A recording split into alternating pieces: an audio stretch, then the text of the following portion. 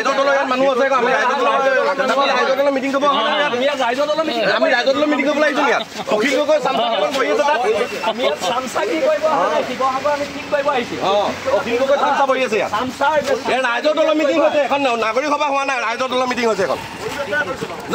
পৰিৱেশ আপোনালোকে যোনে কৈছে সেইখন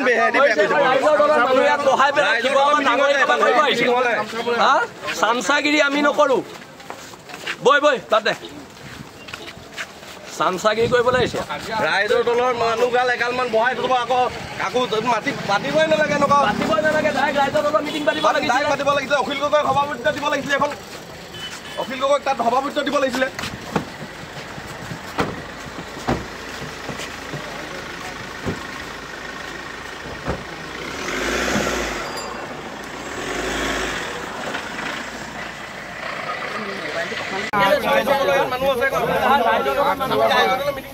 আমি ৰাইজৰ দলৰ মিটিং কৰিব আহিছো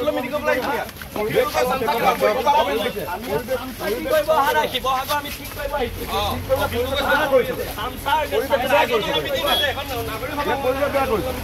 পৰিৱেশ বেয়া কৰিছে পৰিৱেশ আপোনালোকে বেয়া কৰিছে নাই পৰিৱেশ বেয়া কৰিছে মই কৈছো শৃংখলা প্ৰধান অধিকাৰীয়ে কৈছো পৰিৱেশ বেয়া কৰিছে তহঁতি চক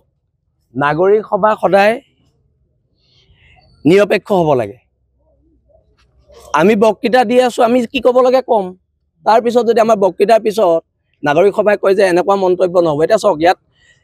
নিৰ্দিষ্ট এটা ৰাজনৈতিক দলৰ মানুহ ইয়াত সৰহকৈ আছে ইয়াত এটা ৰাজনৈতিক দলৰ মানুহ বেছিকৈ আছে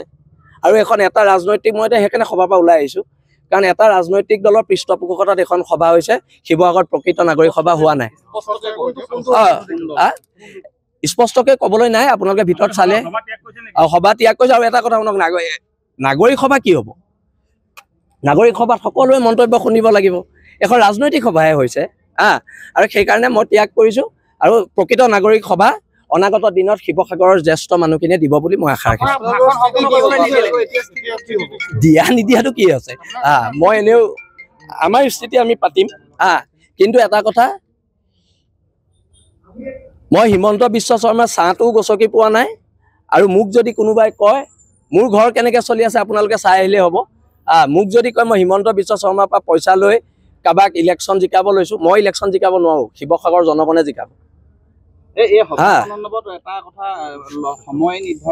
নিৰপেক্ষ হোৱা নাই কথা বতৰাবোৰ নিৰপেক্ষ হোৱা নাই